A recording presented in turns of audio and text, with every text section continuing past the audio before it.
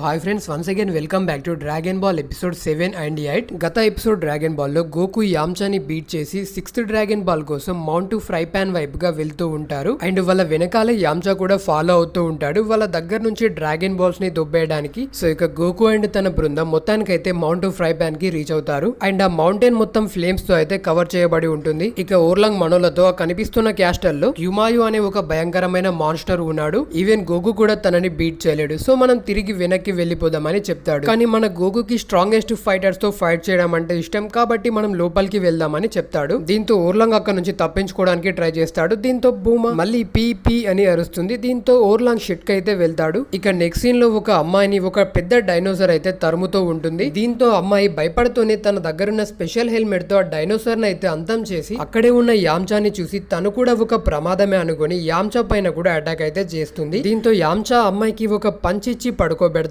ఇక next scene లో ఓర్లాంగ్ కి వేరే ఆప్షన్ లేక మనోలతో పాటే ఆ ఫ్రై పాన్ లోకి అయితే ఎంటర్ అవుతాడు. ఇక భూమా తన డ్రాగన్ రైడర్ ని చెక్ చేసి గోకుతో మన నెక్స్ట్ డ్రాగన్ బాల్ ఆ క్యాస్టల్ లోనే ఉండొచ్చు, సో నువ్వు ఆ క్యాస్టల్ లోకి వెళ్లి ఒకసారి చెక్ చేయమని చెప్తుంది. దీంతో గోకు తన ఫ్లయింగ్ నింబర్స్ తో క్యాస్టల్ లోకి ఎంటర్ అవ్వాలని ట్రై చేస్తాడు. కానీ ఆ ఫ్లేమ్స్ గోకు యొక్క టేల్ కి తగలడం వల్ల గోకు వాటర్ లో పడిపోతాడు. ఇక నెక్స్ట్ సీన్ లో భూమా అండ్ ఓర్లాంగ్ ని ఒక జాయింట్ యాక్స్ తో వెనకాల నుండి అయితే ఎవరో అటాక్ చేస్తారు. దీంతో వాళ్ళు వెనక్కి తిరిగి చూస్తారు. అప్పుడు వాళ్ళ ముందు ఒక జాయింట్ అయితే ఉంటాడు. తను భూమా అండ్ ఓర్లాంగ్ తో మీరు నా ట్రెజర్ ని దొంగలించడానికి ఇక్కడికి వచ్చారా అని అడుగుతాడు. దానికి భూమా లేదు లేదు అని భయపడుతూ గోకును అయితే పిలుస్తుంది. దీంతో గోకు తన ఎక్స్టెండెడ్ పోల్ ని యూజ్ చేసి భూమా దగ్గరికి వెళ్తాడు. దీంతో ఆ జాయింట్ తన యాక్స్ తో గోకు పైన అటాక్ చేస్తూ ఉంటాడు. దీంతో గోకు ఆ జాయింట్ కి ఒక పంచ్ అయితే ఇస్తాడు. కానీ ఆ పంచ్ వల్ల ఆ జాయింట్ కి కితకితలు పుడతాయి. దీంతో గోకు ఇలా కాదని చెప్పి తన ఫ్లయింగ్ నింబర్స్ హెల్ప్ తో ఆ జాయింట్ హెడ్ చుట్టూ కొన్ని రౌండ్స్ కొట్టి ఆ జాయింట్ హెడ్ పైన అటాక్ అయితే చేస్తాడు. కానీ ఈ అటాక్ కూడా ఆ జాయింట్ కి కితకితలే తెప్పిస్తాయి. దీంతో ఓర్లాంగ్ గోకుతో నేను ముందే చెప్పాను కదా మనం వాడిని బీట్ చేయలేమని, ఇప్పటికైనా మించిపోయింది ఏమీ లేదు, ఇక్కడ నుంచి వెళ్ళిపోదాం పదా అని అంటాడు. ఇక ఆ జాయింట్ గోకు దగ్గర ఉన్న ఫ్లయింగ్ నింబర్స్ ని చూసి షాక్ అయ్యి నీకు ఈ కిటోని ఎవరిచ్చారని అడుగుతాడు. దానికి గోకు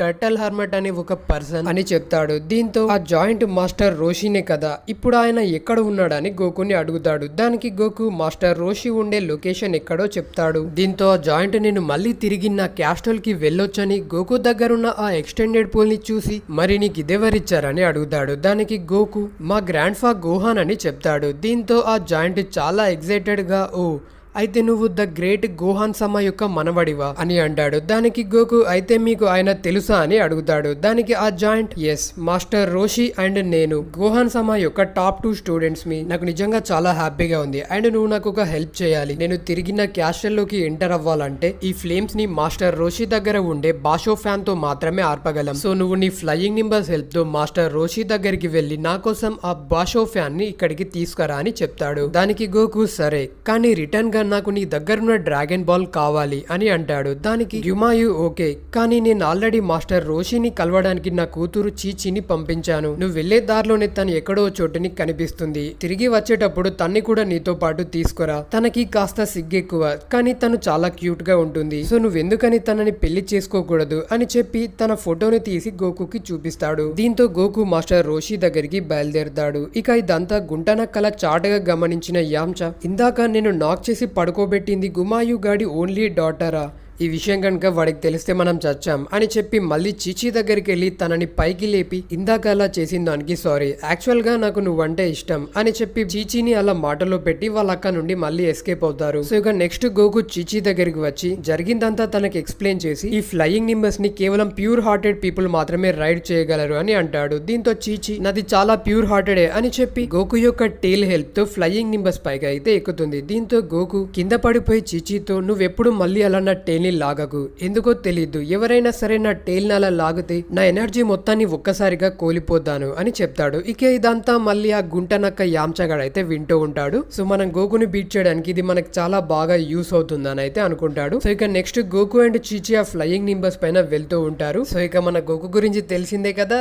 తన్ని కూడా తన అమ్మాయి అబ్బాయి అని చెప్పి తన లెగ్ తో చీచి యొక్క బాల్స్ అయితే చెక్ చేస్తాడు. దీంతో చీచి గట్టిగా అరుస్తూ గోకుని ఆ ఫ్లయింగ్ నింబర్స్ నుంచి కిందికి అయితే నెట్టేస్తుంది. ఇక తర్వాత తర్వాత మళ్ళీ వాళ్ళిద్దరు ఫ్లయింగ్ నింబస్ పైనకైతే ఎక్కుతారు అండ్ గోకు చీచీని అడుగుతాడు, అసలు నేనేం తప్పు చేశానని నువ్వు నన్ను అలా నెట్టేసావు అంటాడు. దానికి చీచీ నువ్వు అలా చేయడం చాలా తప్పు అని చెప్తుంది. కానీ యాక్చువల్ గా చీచీ చాలా హ్యాపీగా ఫీల్ అవుతుంది, ఎందుకంటే తను ఎప్పటి నుండో ఒకరిని తన లైఫ్ పార్ట్నర్ గా అయితే చేసుకోవాలని అనుకుంటుంది. సో ఇక వాళ్ళు అలా వెళ్తూ ఉంటారు. ఇంతటితో ఎపిసోడ్ అయితే ఎండ్ అవుతుంది. సో ఇక నెక్స్ట్ ఎపిసోడ్ లో గోకు అండ్ రోషి ఉండే లొకేషన్ కి అయితే రీచ్ అవుతారు. ఇక గోకు మాస్టర్ రోషిని అసలు మీకు ఈ ఫ్లయింగ్ నింబర్స్ ని ఎవరిచ్చారని అడుగుతారు. దానికి మాస్టర్ రోషి ఇది స్వయంగా నాకు ద కామే గాడే ఇచ్చాడు అండ్ ఇంతకీ ఈ అమ్మాయి ఎవరని అడుగుతాడు. దానికి గోకు తను గ్యుమాయు యొక్క డాటర్ అని చెప్తాడు. సో ఇక చీచి గోకుతో వీడు అసలు నిజంగానే మాస్టర్ రోషి యొక్క అదో నాకు డౌట్ గా ఉంది, సో అందుకని నేను దీంతో తన పైకి విసురుతాను, ఒకవేళ ఈ అటాక్ నుంచి తను తప్పించుకుంటే తను నిజంగానే మాస్టర్ రోషి, లేదంటే కాదు అని చెప్పి తన దగ్గరున్న బూమరాంగ్ తో మాస్టర్ రోషి హెడ్ పైకి అయితే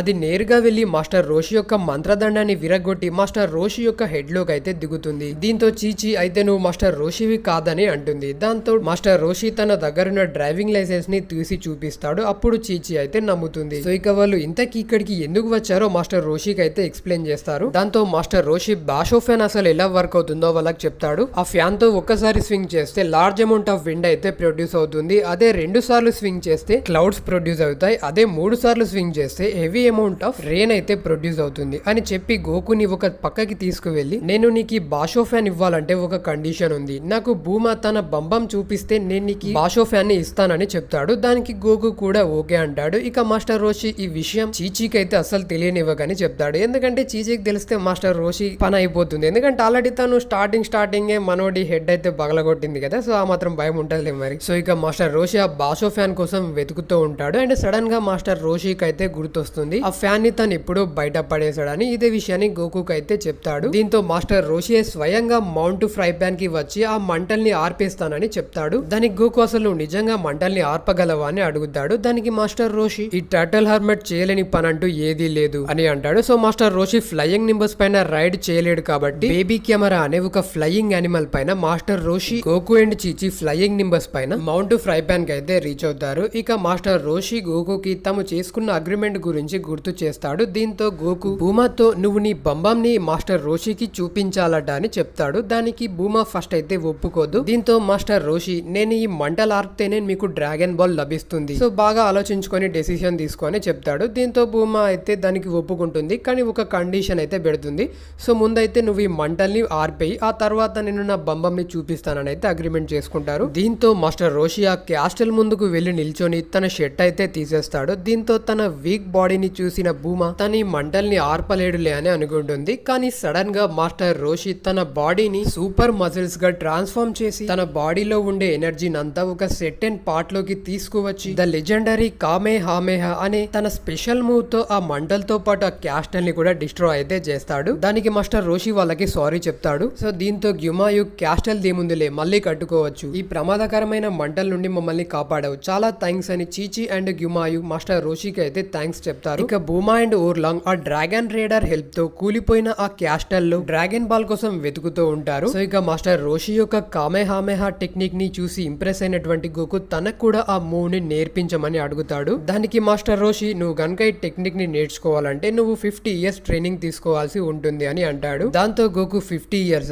అని చెప్పి మాస్టర్ రోషి ఎలా చేశాడో అదే విధంగా గోకు కూడా కాపీ చేసి కామెహామెహా అయితే క్రియేట్ చేసి అక్కడున్న ఒక వెహికల్ అయితే డిస్ట్రాయ్ చేస్తాడు. అది చూసి వాళ్ళంతా షాక్ అవుతారు. ఇక గ్యుమాయు గోహాన్ యొక్క మనవడంటే ఆ మాత్రం ఉంటుందిలే అని అంటాడు. దాంతో మాస్టర్ రోషి తను గోహాన్ సమా యొక్క మనవడా, ఈ విషయం నాకు ఇప్పటి వరకు తెలియదు, ఇంతకీ గోహాన్ సమా ఎలా ఉన్నాడని గోకుని అడుగుతాడు. దానికి గోకు గ్రాండ్ ఫా ఎప్పుడో చనిపోయారని చెప్తాడు. దాంతో మాస్టర్ రోషి నువ్వు కూడా నాతో పాటు వచ్చేయి, నువ్వు నాతో పాటు ట్రైనింగ్ తీసుకుంటే నువ్వు ఒక రోజు నన్ను కూడా మించిపోతావని అంటాడు. దానికి గోకు చాలా ఎక్సైట్మెంట్ తో నేను ఖచ్చితంగా మీతో పాటు వస్తాను, కానీ నేను ఇంకా ఒక డ్రాగన్ బాల్ ని కనుక్కోవాల్సి ఉంది, ఆ డ్రాగన్ బాల్ ని కనుక్కున్న వెంటనే నేను మీ దగ్గరికి వస్తానని అంటాడు. సో ఇక భూమా కూడా 7 స్టార్ డ్రాగన్ బాల్ అయితే ఆ శిథిలాల్లో లభిస్తుంది. సో ఇక వాళ్ళు తిరిగి వెళ్ళడానికి గ్యుమాయు ఒక క్యాప్సూల్ వెహికల్ అయితే వాళ్ళకి ఇస్తాడు. సో దీంతో ఇక వాళ్ళు బయలుదేరదామని సిద్ధమవుతారు. ఇంతలో మాస్టర్ రోషి వచ్చి భూమాతో వాళ్ళు చేసుకున్న అగ్రిమెంట్ గురించి గుర్తు చేస్తాడు. దీంతో భూమా ఓర్లాంగ్ ని ఒక సైడ్ కు తీసుకువెళ్లి తనలా ట్రాన్స్ఫార్మ్ అవ్వి ఆ ముసలోడికి తన బంబం ని చూపించమని చెప్తుంది. ఒకవేళ నువ్వు ఇలా చేయకపోతే నేను ఏం చేస్తానో నీకు తెలిసే కదా, పీ పీ అని అరుస్తానే అంటుంది. దీంతో ఓర్లాంగ్ ఈ ముసలాడేంటి